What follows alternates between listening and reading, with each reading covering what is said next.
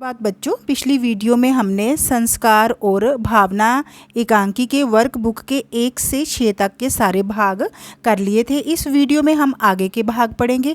अगर आपने वह वीडियो नहीं देखी तो उसका लिंक मैंने डिस्क्रिप्शन में दे रखा है, आप उसे देख सकते हैं। तो हम अब आगे के भाग पढ़ेंगे। भाग 7। नहीं भाभी, मैं नहीं छोड़ सकूंगी, चाहूँ तब भी नहीं। सुनकर वह मुस्कुराई, कहने लगी, अच्छा अब छोड़ो इन बातों को, अभी तो आई हो और अभी ले बैठी ये पचड़े, आओ अंदर चले। तो प्रश्न क, वक्ता और श्रोता कौन कौन है? वक्ता ने श्रोता की किस बात को सुनकर उपयुक्त कथन कहा? उपयुक्त कथन में वक्ता उमा है और श्रोता अविनाश की पत्नी है। जब उसने उमा से पूछा कि क्या वह अपने पति को छोड़ सकेगी, तो वक्ता ने ये कथन तब कहा जब अविनाश की बहू ने उमा से उसके पति को छोड़ने को कहा। भाभी कौन है? उसका संक्षिप्त परिचय दीजिए। भाभी माँ के बड़े पुत्र अविनाश की पत्नी है। वह बहुत प्यारी और सुंदर है। उसके हृदय में अपनों के लिए असीम स्नेह है, प्यार है। वह अपने पति से बढ़कर संसार में किसी अन्य को नहीं मानती। वह अपने पति के लिए अपने प्राण तक न्यौछावर करने को तैयार है। उसके मन में बड़ों के प्रति आदर के भाव हैं।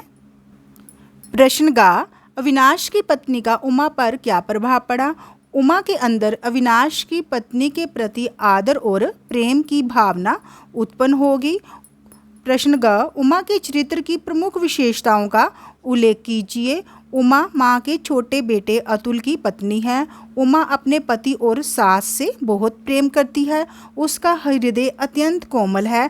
बड़ों के प्रति उसके हृदय में सम्मान और प्रेम की भावना है। वह एक पतिव्रता स्त्री है।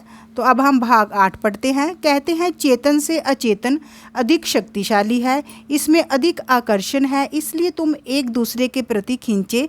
चाहे वह प्रेम था चाहे घृणा थी, पर असल बात रक्त के खिंचाव की थी। वह होकर रही, काश के स्वर डूबता है, काश मैं निर्मम हो सकती, काश के मैं इसमें क प्रश्न, जो चेतन से अचेतन अधिक शक्तिशाली है, कथन का आशय स्पष्ट कीजिए। चेतन मन की धारणाएं और उसके विचार बदलते रहते हैं, लेकिन अचेतन मन की आवाज़ शक्तिशाली होती है। वह सत्य पर आधारित होती है और मनुष्य को सावधानी से चलने की प्रेरणा देती है। अचेतन मन की आवाज़ बदलती नहीं है। प्रश्न खा, तुम एक दूसरे के प्रति खींचे। एक दूसरे शब्द का प्रयोग किस किस के लिए किया गया है? ये शब्द माँ ने अपनी छोटी बहू उमा से कहे। अविनाश और अतुल दोनों भाई भाई है, दोनों में रक्त का संबंध है। अलग अलग रहने के बावजूद वह दोनों एक दूसरे के प्रति खींचे। प्रश्न गा, रक्त के खिंचाव से क्या अभिप्राय है? वह होकर रही। वक्ता ने ऐसा क्यों कहा? वक्ता का अभिप्राय ये है कि वे दोनों है तो भाई ही, इसलिए अतुल को अविनाश की चिंता हुई। यदि किसी व्यक्ति के एक ही प्रकार का रक्त हो तो वह कितनी भी घृणा कर ले, परंतु उनका मिलन होकर ही रहता है। प्रश्न घ, वक्ता किन संस्कारों की दासता से मुक्त नहीं हो पाता? स्पष्ट कीजिए। वक्ता उन संस्कारों से मुक्त नहीं हो पा रहा है जिनकी सीख उसे शुरुआत से दी गई है। वह पुराने संस्कारों में पली हुई है और उन प्राचीन संस्कारों को तोड़ने की शक्ति जो है उसके अंदर नहीं है। संस्कारों की दासता का अर्थ है पुराने रीति रिवाजों पर अंधा विश्वास करके उन्हीं के अनुसार अपने विचारों को बना लेना।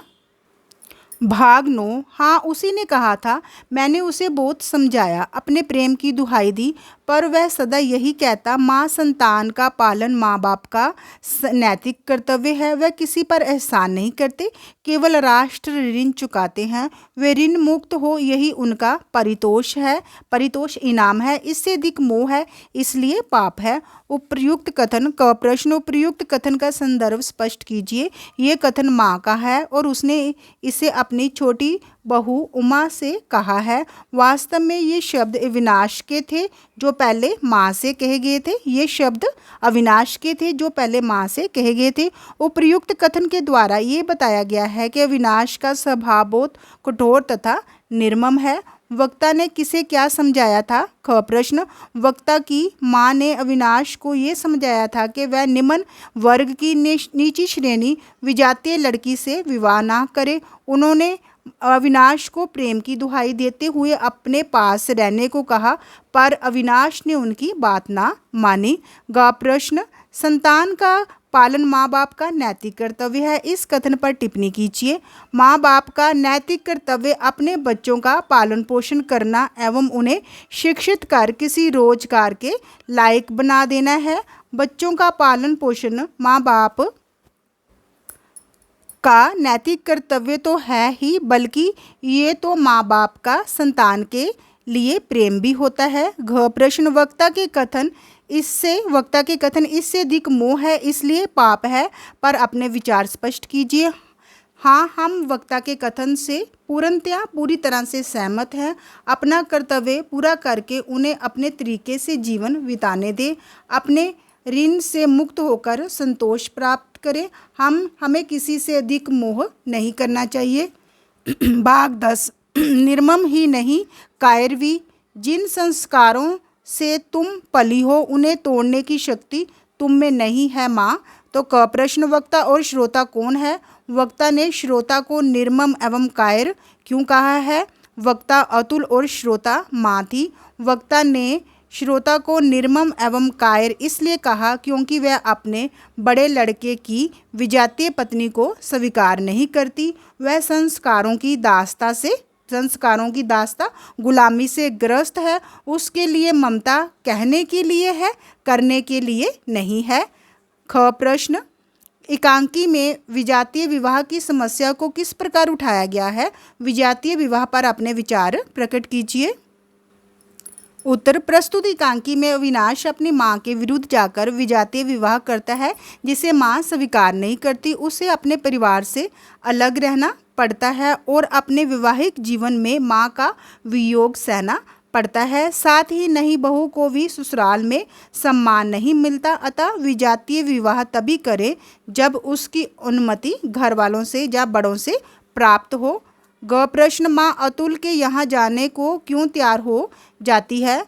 जब माँ को पता चलता है कि अविनाश की पत्नी मरणासन का अर्थ जिसकी मृत्यु निकट हो और अविनाश के पास उसे बचाने की क्षमता नहीं है। माँ का ये पक्का विश्वास है कि यदि वह बहू के पास चली जाएगी तो वह अवश्य बच जाएगी। इस घटना को सुनकर माँ के हृदय में आत्मीयता जागती है और वह पुराने संस्कारों की दीवार तोड़कर बहू के पास जाने को तैयार हो जाती है। माँ अतुल नहीं, यहाँ पे अविनाश आएगा। संस्कार और भावना एकांकी का संदेश स्पष्ट कीजिए। उत्तर, संस्कार और भावना एकांकी का संदेश ये है कि हमें प्राचीन संस्कारों, रूढ़िवादी विचारों तथा ऊंच नीच, जात पात, वंश, धर्म आदि की चिंता नहीं करनी चाहिए तथा बदलते युग के अनुसार हमें समाज से समझौता कर लेना चाहिए। जैसा कि प्रस्तुत एकांकी में अगर माँ अपनी विजातीय दूसरी जाति की बहू का स्वागत कर उसे घर में रख लेती तो बहू से अलग ना होती और माँ के रूप में सम्मान के साथ अपना जीवन व्यतीत करती। भाग 11, जिन बातों का हम प्राण देकर भी विरोध करने को तैयार रहते हैं, एक समय आता है जब चाहे किसी कारण से भी हो हम उन्हीं बातों को चुपचाप स्वीकार कर लेते हैं।